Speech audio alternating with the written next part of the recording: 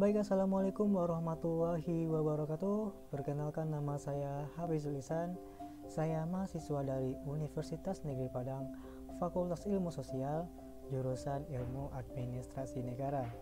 Pada kesempatan kali ini, saya akan mempresentasikan pembinaan sumber daya manusia sektor publik. Yang pertama yaitu pengertian pembinaan. Pengertian pembinaan secara umum dapat diartikan sebagai usaha untuk memberi pengarahan dan bimbingan guna mencapai suatu tujuan tertentu. Pembinaan merupakan totalitas kegiatan yang meliputi perencanaan, pengaturan, dan penggunaan pegawai, sehingga menjadi pegawai yang mampu mengemban tugas menurut bidangnya masing-masing agar dapat mencapai prestasi kerja yang efektif dan efisien. Sedangkan pengertian pembinaan pegawai. Pembinaan pegawai adalah segala usaha dan tujuan kegiatan perencanaan, pengorganisasian, penggunaan dan pemeliharaan pegawai dengan tujuan untuk mampu melaksanakan tugas organisasi dengan efektif dan efisien. Beberapa pengertian pembinaan menurut para ahli atau yang lainnya yaitu menurut Kamus Besar Bahasa Indonesia, pembinaan adalah suatu usaha, tindakan, dan kegiatan yang dilakukan secara berdaya guna dan berhasil guna untuk memperoleh hasil yang lebih baik. Yang kedua yaitu Toha 1989. Pembinaan adalah suatu proses, hasil, dan pertanyaan menjadi lebih baik. Dalam hal ini mewujudkan adanya perubahan, kemajuan, peningkatan, pertumbuhan, evaluasi, dan berbagai kemungkinan atas sesuatu. Yang ketiga yaitu Wijaya 1988. Pembinaan adalah suatu proses atau pengembangan yang mencakup urutan-urutan pengertian, diawali dengan mendirikan, membutuhkan, memelihara pertumbuhan, disertai dengan usaha-usaha perbaikan, penyempurnaan, dan pengembangan. Pembinaan tersebut menyangkut kegiatan perencanaan, pengorganisasian, pembiayaan, koordinasi, pelaksanaan dan pengawasan sesuatu pekerjaan untuk mencapai tujuan hasil yang maksimal. Jadi pembinaan pegawai negara sipil itu adalah proses membina, membangun, meningkatkan, mengembangkan pegawai negeri sipil dengan berbagai macam cara. Misalnya peningkatan dan pengembangan pengetahuan dan keterampilan yang dilakukan melalui pendidikan dan pelatihan, baik di lingkungan setempat maupun di luar lingkungan pegawai sipil, melalui lembaga pendidikan di dalam luar negeri maupun di dalam negeri, serta berbagai bentuk pelatihan dan pembekalan lainnya. Sepanjang kegiatan tersebut dapat meningkatkan kompetensi dan profesionalisme pegawai negeri sipil. Selanjutnya yaitu ruang lingkup pembinaan. Yang pertama yaitu pengawasan. Pengawasan ini yaitu kegiatan yang dilakukan untuk mengendalikan pelaksanaan tugas yang dilakukan oleh seseorang agar proses dalam melaksanakan tugas sesuai dengan hasil yang diinginkan.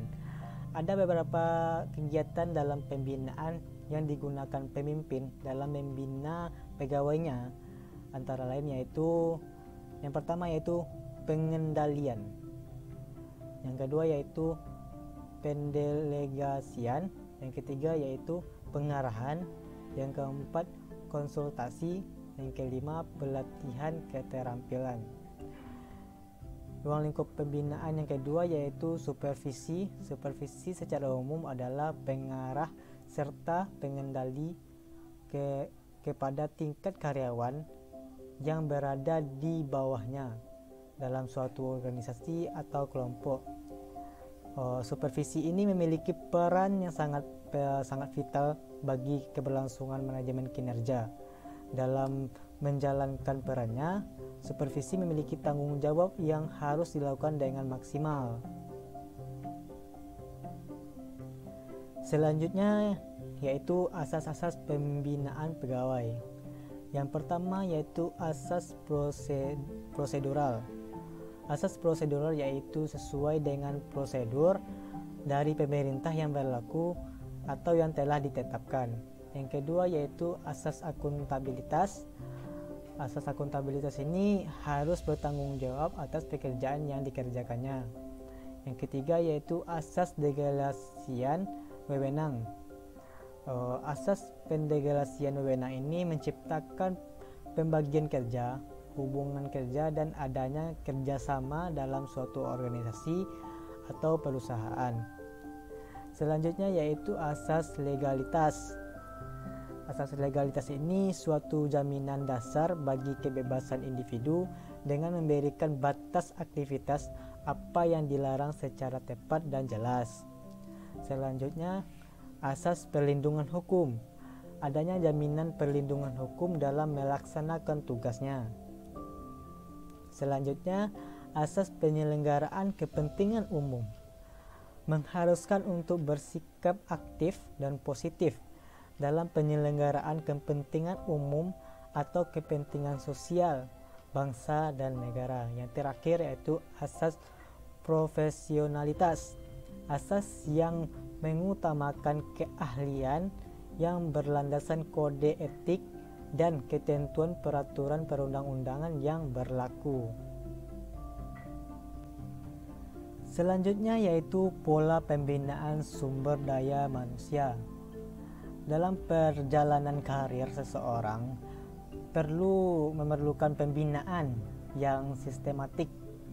Tujuan pembinaan khususnya kepegawaian adalah segala usaha dan tujuan kegiatan perencanaan, pengorganisasian, penggunaan, dan pemeliharaan pegawai dengan maksud untuk mampu melaksanakan tugas dengan efisien.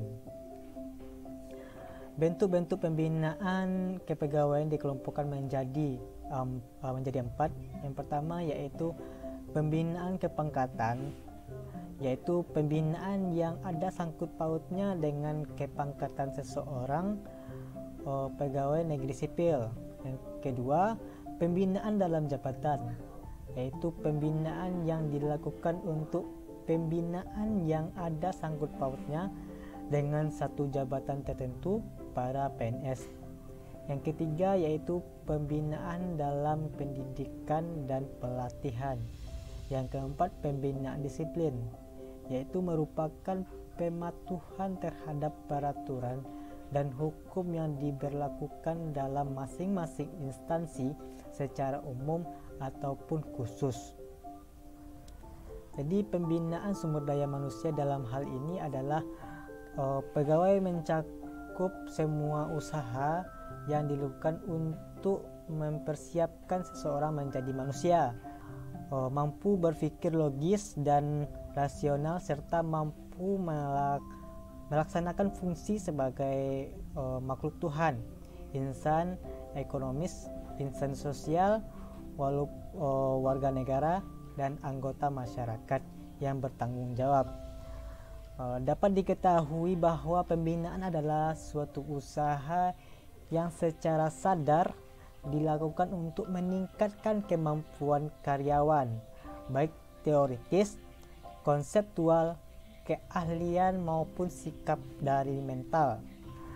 Untuk itu pembinaan harus dilakukan secara terus-menerus karena merupakan suatu proses yang lama untuk meningkatkan potensi seseorang pegawai. Dalam mengembangkan kemampuan dan keahlian para pegawai, pekerja ataupun karyawan baru, diperlukan pemberian pendidikan dan pelatihan atau yang biasa disebut dengan diklat yang disesuaikan dengan bidang pekerjaannya. Ada beberapa cara atau metode yang dapat digunakan untuk mengembangkan keterampilan pegawai baru. Yang pertama yaitu magang. Magang adalah suatu pembekalan pegawai dengan cara belajar langsung dengan senior dan diawasi oleh para pakar atau ahlinya. Untuk mendapatkan skill yang sama dengan masternya dibutuhkan waktu yang relatif cukup lama. Yang kedua yaitu bekerja sambil belajar, learning by doing, atau biasa disebut juga dengan on the job training. Bekerja sambil belajar ini adalah suatu bentuk pembekalan yang dapat mempercepat proses pemindahan pengetahuan dan pengalaman kerja.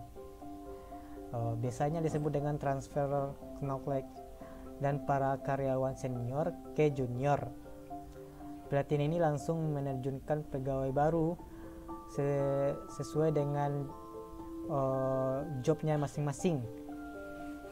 Yang ketiga yaitu festival training, adalah memberikan pelatihan semacam kursus yang dijalankan di luar lingkungan kerja.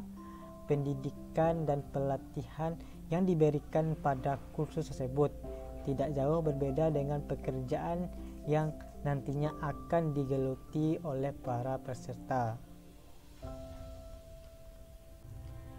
Selanjutnya yaitu tujuan pembinaan. Tujuan pembinaan ini ada 5, yang pertama yaitu meningkatkan kesetiaan dan ketaatan. Kesetiaan dan ketaatan merupakan kunci pokok tenaga kerja dalam rangka pengembangan dirinya. Oleh karena itu, peningkatan kesetiaan dan ketaatan tenaga kerja mendapatkan prioritas utama dalam pembinaan tenaga kerja. Yang kedua yaitu menghasilkan tenaga kerja yang berdaya guna dan berhasil guna. Berdaya guna berarti pekerjaan yang diberikan dapat diselesaikan tepat waktu, sedangkan berhasil guna menyangkut ketepatan tujuan. Selanjutnya yaitu meningkatkan kualitas, keterampilan, serta memupuk semangat dan moral kerja. Kualitas kerja diartikan sebagai mutu hasil kerja yang sebaik-baiknya dihasilkan tenaga kerja sesuai dengan tanggung jawab pekerjaan, baik berupa produktivitas jangka pendek maupun produktivitas jangka panjang. Selanjutnya yang keempat yaitu mewujudkan iklim kerja yang kondusif. Terwujudnya iklim kerja yang serasi menjadi tantangan manajer tenaga kerja untuk merealisasikannya. Oleh karena itu, dalam rangka meningkatkan semangat dan kegairaan kerja untuk memerlukan iklim dan serasi. Yang kelima yaitu memberikan pembekalan dalam rangka distribusi tenaga kerja, diarahkan kepada penyebaran dan pemanfaatan tenaga kerja secara teratur. Pembinaan pegawai dapat menghasilkan seseorang pelayan yang berkualitas dengan keterampilan yang baik serta semangat kerja yang tinggi, berdampak pada pencapaian sasaran perencanaan. Selanjutnya yaitu karakteristik pembinaan. Menurut Fresh and Ball yang dikutip oleh Miftah Toha dalam bukunya Pembinaan Organisasi, mengidentifikasikan karakteristik pembinaan. Yang pertama yaitu lebih memberikan penekanan walaupun tidak eksklusif pada proses organisasi dibandingkan dengan isi yang substantif. Yang kedua yaitu memberikan penekanan pada kerja tim sebagai suatu kunci untuk mempelajari lebih efektif mengenai berbagai perilaku. Yang ketiga yaitu menggunakan model action research. Yang keempat, menggunakan ahli-ahli perilaku sebagai agen pembaharuan atau katalisator. Selanjutnya yaitu memberikan penekanan pada manajemen yang kolaboratif dari budaya kerja tim. Selanjutnya yaitu memberikan penekanan pada manajemen yang berdaya sistem keseluruhan. Selanjutnya, suatu pemikiran dari usaha-usaha perubahan yang ditujukan bagi proses-proses yang sedang berlangsung. Dan terakhir yaitu memberikan penekanan kepada hubungan-hubungan kemanusiaan dan sosial. Baik, hanya itu yang dapat saya sampaikan pada kesempatan kali ini. Kalau ada kata-kata saya yang salah, mohon dimaafkan. Saya tutup dengan Assalamualaikum warahmatullahi wabarakatuh.